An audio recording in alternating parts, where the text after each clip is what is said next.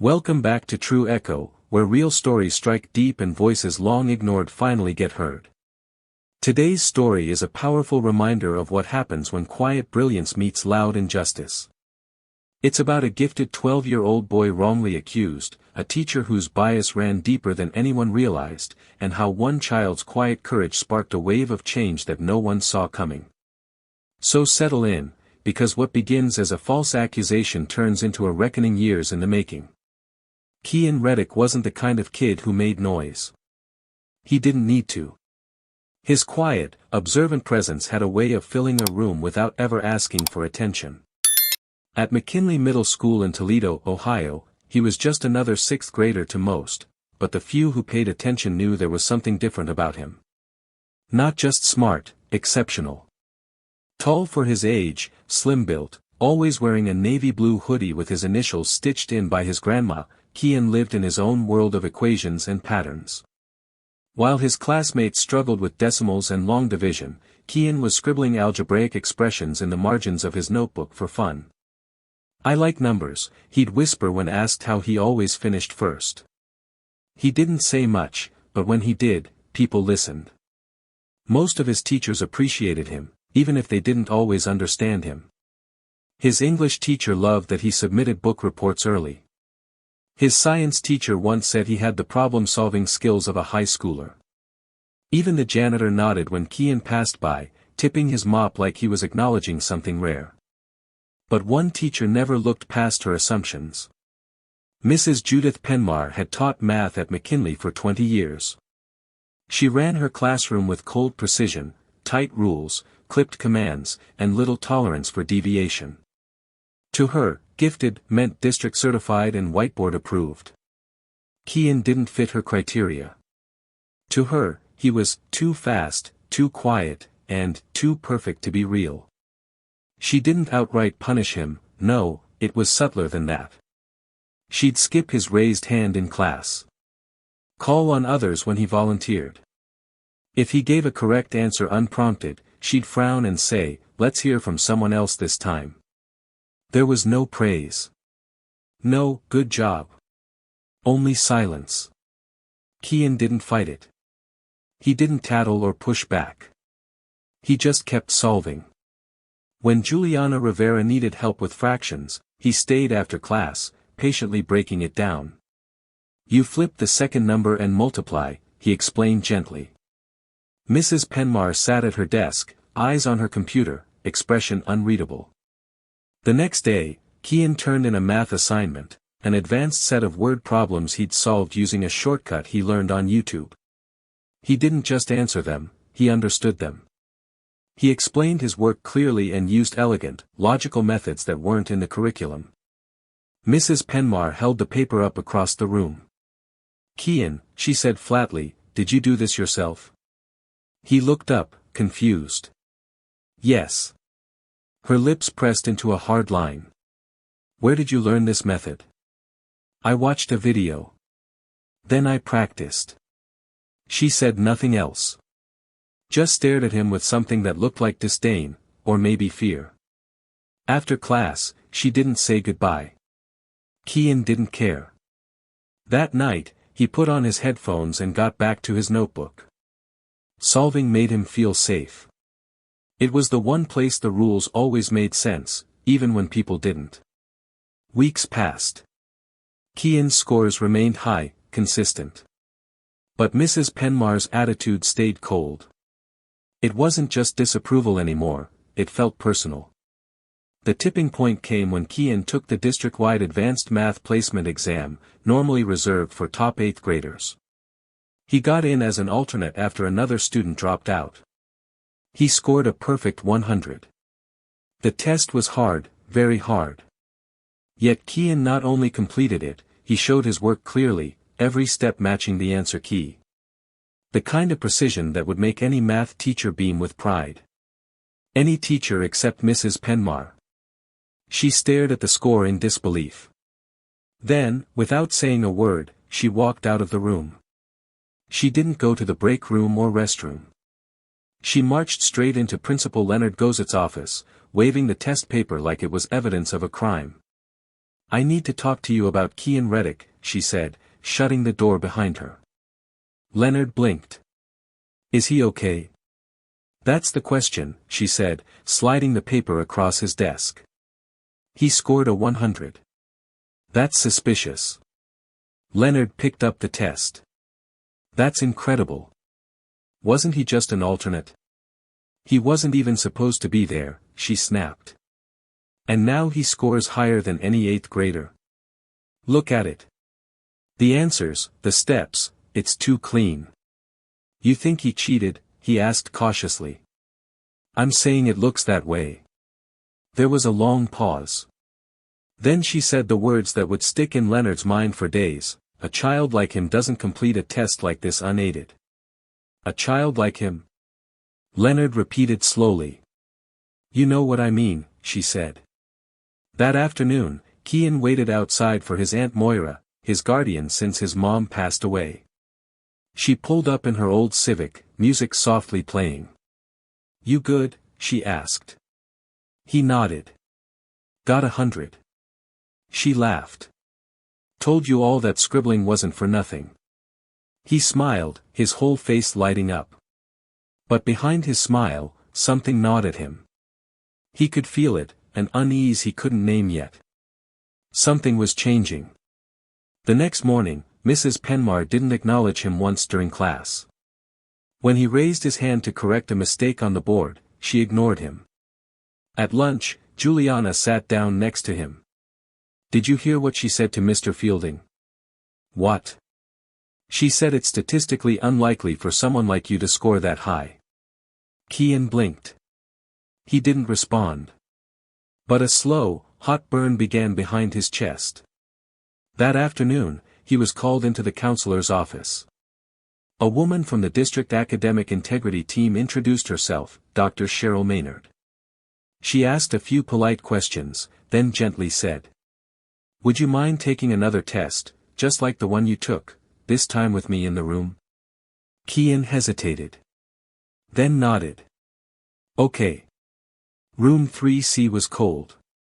Not freezing, but cold enough that Keon kept tugging the sleeves of his hoodie down over his wrists as he sat at the table. Across from him, Dr. Cheryl Maynard smiled gently and set a thick packet down between them. This is just like the first test, she explained, clicking on a small audio recorder. No time limit. Just work through the problems however you like. I'll be observing how you solve them. That okay? Keon nodded slowly. Take your time, she said. He flipped open the packet. The first question was a complex geometry proof. He studied it quietly, tapping his pencil once on the table. Then he began to write. Each step was clean, logical. No erasing. No second guessing. Dr. Maynard leaned forward, intrigued not by the answers themselves, but by the way Keon worked. He paused often to think, but never looked confused. He muttered steps to himself under his breath. He checked his logic without needing prompts. Outside the room, a small crowd gathered behind the hallway window. Principal Gozet. The district's curriculum supervisor. Mr. Shapiro, the science teacher. None spoke. They just watched. Word had spread. Back in class, Mrs. Penmar taught like nothing had changed. But her tone was sharper, her face tighter. Several students glanced at Keon's empty seat. Whispers filled the air. Is he in trouble? A girl asked. Why would he be? Another shot back. He's the smartest kid in school. Penmar didn't answer. She just clicked her pen again and again and again. Meanwhile, Keon worked for hours. He breezed through algebraic equations, abstract word problems, even recursive patterns most high schoolers struggled with. Dr. Maynard watched closely, occasionally asking him to explain. This problem here, how did you know to factor that way? He pointed. The coefficients are square. So I just tried the square root on both sides first. She blinked. Did someone teach you that? Keon shook his head. I just noticed the pattern. What about this sequence question? I saw something like it in a book at the library. I read them sometimes. Dr. Maynard tilted her head. You read math books for fun? He hesitated. Not the big ones. Just the ones with problems. I like solving stuff. By the third hour, Keon had completed the packet. And it wasn't just correct, it was brilliant. More organized than his original test. More confident. Dr. Maynard excused herself and stepped into the hallway where the administrators stood. I've reviewed hundreds of academic dishonesty cases, she said. This isn't one of them. You're sure? Asked the curriculum supervisor. She nodded. He didn't memorize these problems. He solved them. Rephrased them. Explained his reasoning out loud in multiple ways. You don't do that if you're cheating. That's not mimicry, that's mastery. There was silence. So what now? Someone asked. Dr. Maynard looked back through the window at Keon, who was now quietly erasing a smudge on his paper. We acknowledge what he is, a gifted thinker, and then we ask why no one saw it sooner. Keon walked out of room 3C clutching the strap of his backpack in one hand and a math book in the other, one Dr. Maynard had handed him as a gift. You've got something rare, she'd said. Keep feeding it. He didn't respond, just nodded politely. As he stepped into the hallway, several teachers looked up from their coffee cups or conversations and paused. They didn't say anything, but their expressions softened, curious, maybe even apologetic. The next morning, something shifted. Not loudly. Not all at once. But like a pebble had hit the surface of still water, and ripples were spreading. Keon wasn't used to whispers being about him. Now they were. In the cafeteria. In the halls. Even among teachers. He took the whole test again. In front of the district. Did better the second time. And then, the impossible. In the teacher's lounge, Mr. Shapiro sipped his coffee slowly. He's not just smart, he murmured. We might be looking at one of those once-in-a-generation minds. Penmar sat nearby, face frozen over her keyboard. He followed the method, she muttered, not looking up. Doesn't mean he's special. Miss Felton raised an eyebrow. You ever actually talk to him? Ever see the way he solves problems? I had him for lunch duty once. Kid found a faster way to tally up meal counts using multiplication tables. Penmar didn't answer. Back in class, Keon was given a new kind of attention. Mrs. Penmar, maybe reluctantly, assigned an extra credit challenge problem on the board. Something tough. Advanced. Keon stared at it. Then raised his hand. Penmar froze for a second. Then gave a tight nod. He walked slowly to the board, chalk in hand, and began working. Each step was deliberate. He broke the problem into parts, labeled the number line, and explained each decision as he wrote. When he finished, he turned around. I think this is the answer. Penmar stared. Her arms crossed. How did you get that? He explained. Calm. Patient. Each step. No arrogance. Just clarity. A pause. Then finally, she nodded once. Correct. A ripple passed through the class, part awe, part confusion. Keon just returned to his seat without a word. That afternoon, Principal Gozet appeared in the doorway. Keon, can I borrow you a second? In the hallway, he smiled. You doing okay? Keon shrugged. I guess. Gozet held out a folder. The district's holding a math enrichment session. They want you there. Dr. Maynard said your explanations helped her think differently about how we teach. She's even hoping you'd speak to a few educators. Keon blinked. Me?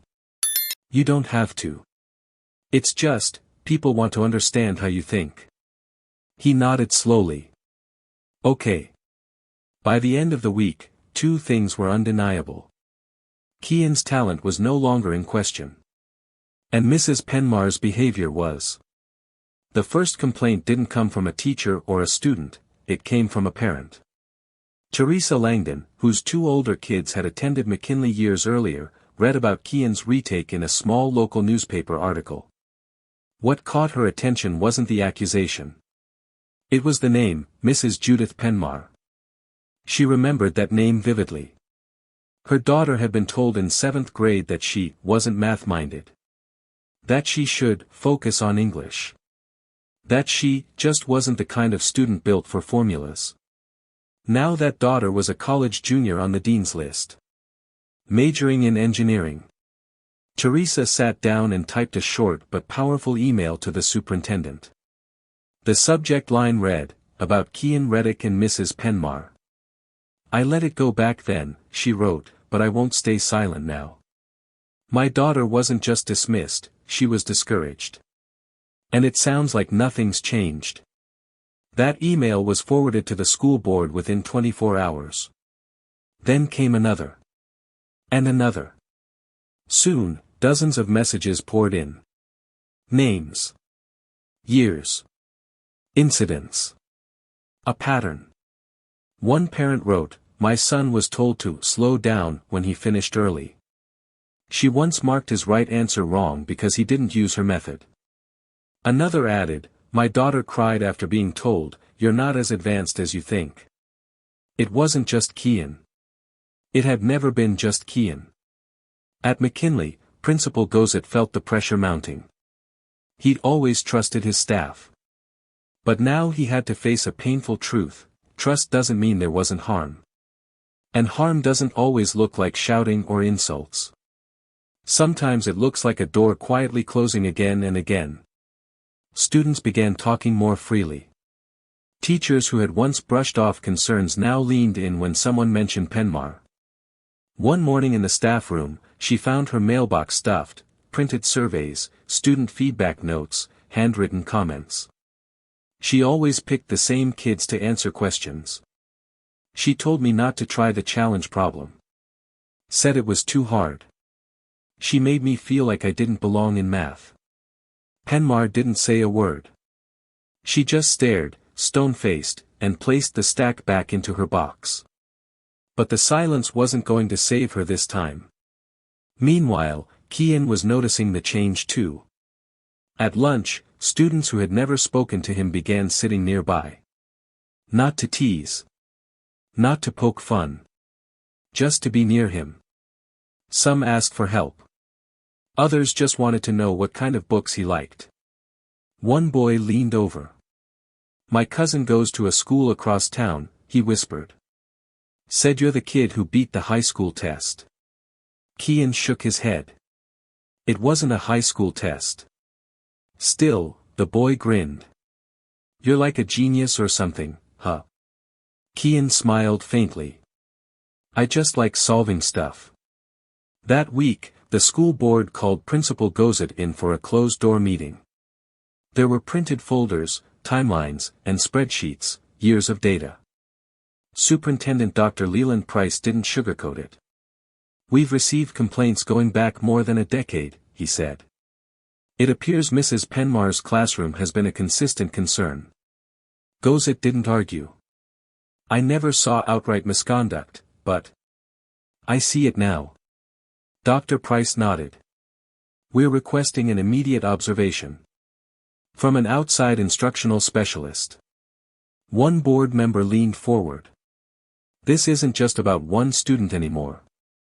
It's about how many we quietly failed. The next morning, Mrs. Penmar found a district-sealed envelope in her mailbox. Notice of observation and pending review. She didn't open it. She didn't need to. She knew. That evening, Keon sat at the kitchen table while Moira stirred soup in the kitchen. He was scribbling notes in a spiral notebook. What you working on now? She asked, smiling. I was wondering if there's a shortcut to cube roots. Using patterns, he said, eyes locked on the page. Moira laughed. You're gonna burn a hole in that paper. I don't mind, he said. She paused. People are finally seeing what you're made of. He looked up, then down again. Took long enough. By Monday morning, the parking lot outside McKinley Middle School looked different. Not because of drop-offs or buses, but because of parents. Standing. Holding signs. Some with photos of their kids. Others with screenshots of marked-up assignments, unfair grades, and red ink that said things like, see me, or, too advanced, redo using approved method. At the front gate stood Teresa Langdon, the mother who had sent the first email. She held her son's hand tightly and told a local reporter, "This isn't just about Keon. It's about years of quiet harm. It's about kids being told they're not capable, when they were never really seen." Inside the main office, the phones rang off the hook. Parents demanded meetings, reviews, evaluations. One father insisted on knowing why his daughter, a straight-A math student, had never been recommended for the advanced track.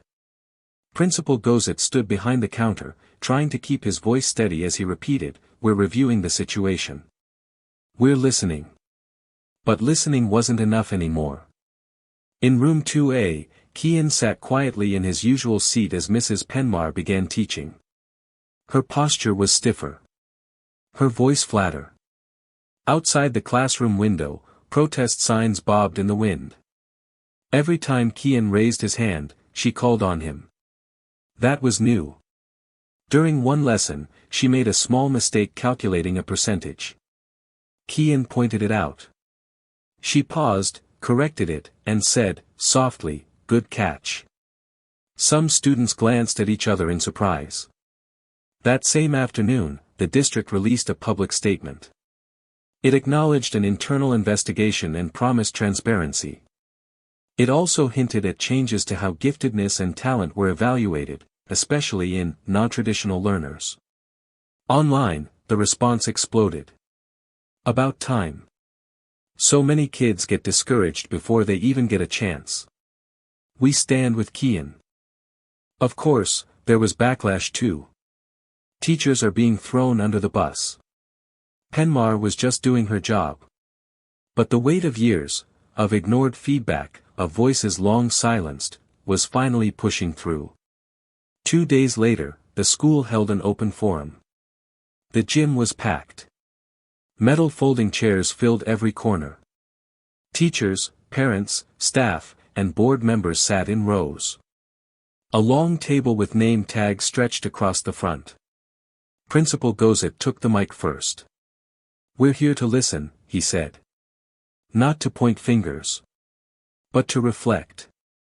To grow." Then came the public comments. One by one, parents stepped to the mic.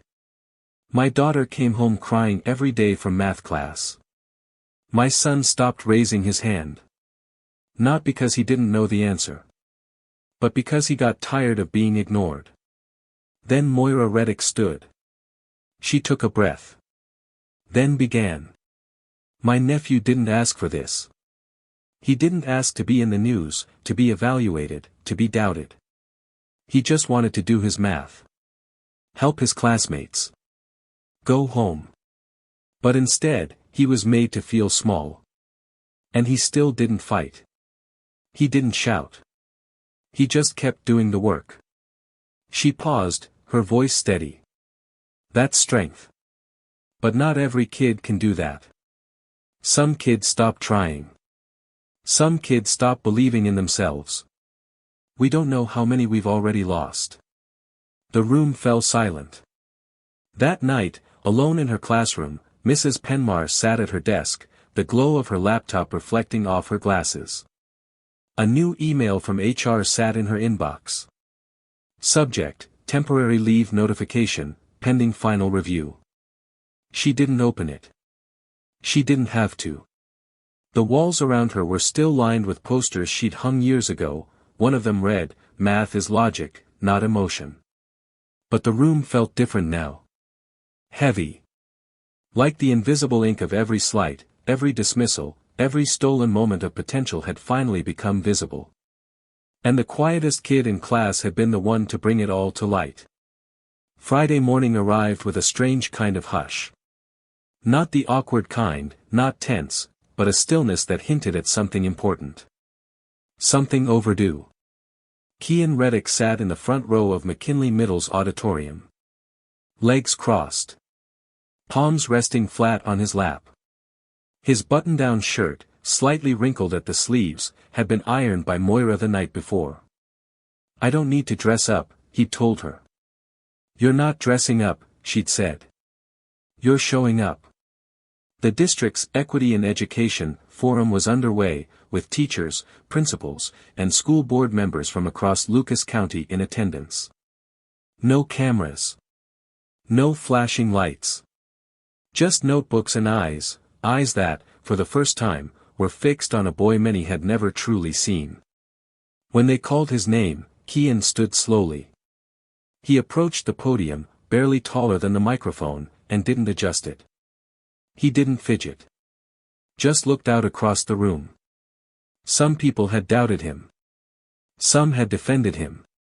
Some still weren't sure what to believe. And then he spoke. "I don't really like talking in front of people," Keon began. "I like numbers.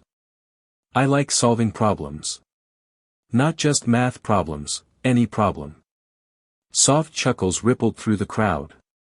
Keon didn't smile, but he felt the warmth. "I'm not mad that people didn't believe me. Not really. I'm used to that," he said, voice clear, eyes focused. "But I'm tired of feeling like I have to be perfect just to be seen as normal." The room went quiet again. "When I took that test, I didn't cheat. I just solved it like I always do. And when they asked me to do it again, I did. Not because I had to prove anything, but because I didn't want the next kid to go through this." He looked down at his shoes. Then back up. "Some kids don't raise their hand anymore.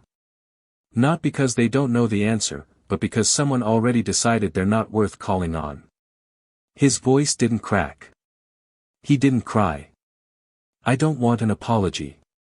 I want teachers who believe in kids before they judge them. I want classrooms where quiet kids still get heard. I want every kid who thinks different to feel like they belong." And with that, he stepped away. No dramatic music. No big finish. Just truth. The applause didn't come immediately.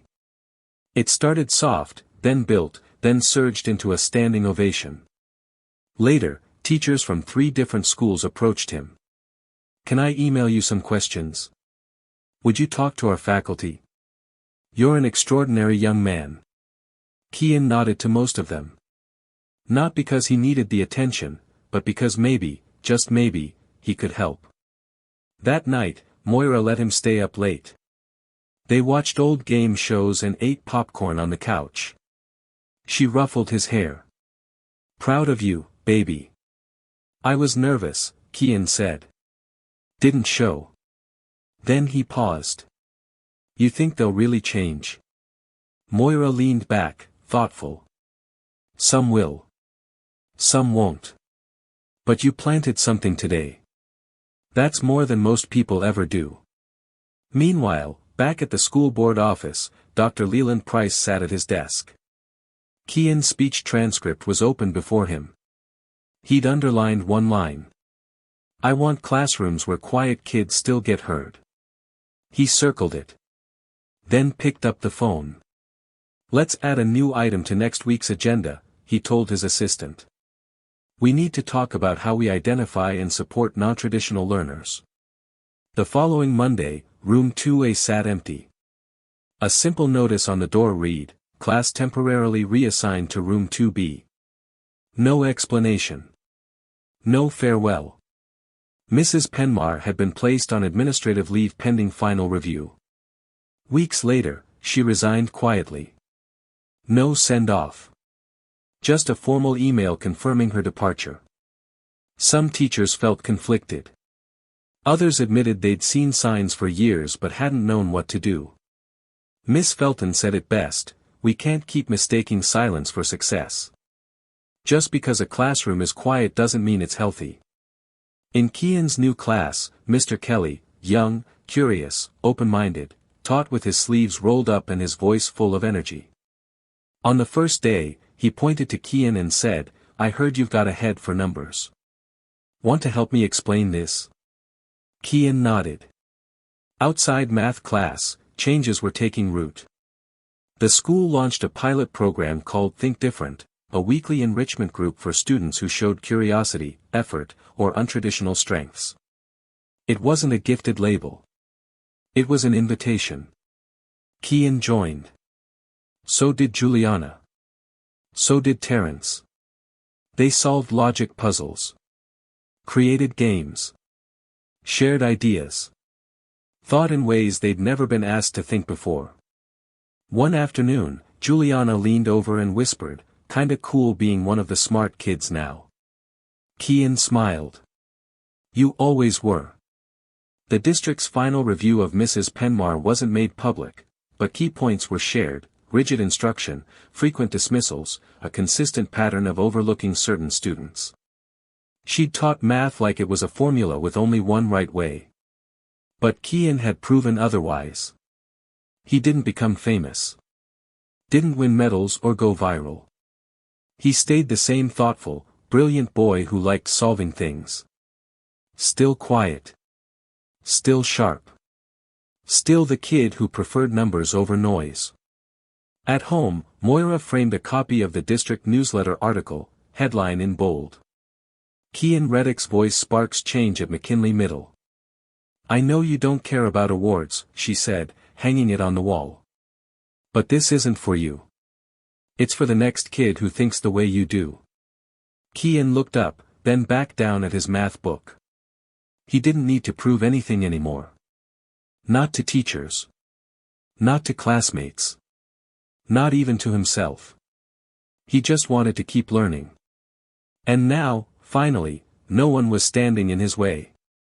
Every child deserves to be seen for who they are, not for who someone expects them to be. Keon's story isn't just about talent. It's about truth, courage, and the quiet power of being heard. If this story moved you, share it with someone who needs to hear it. Let it spark a conversation in your school, your home, your community. And if you believe in stories that make a difference, subscribe to True Echo, leave a comment below, and share this story far and wide.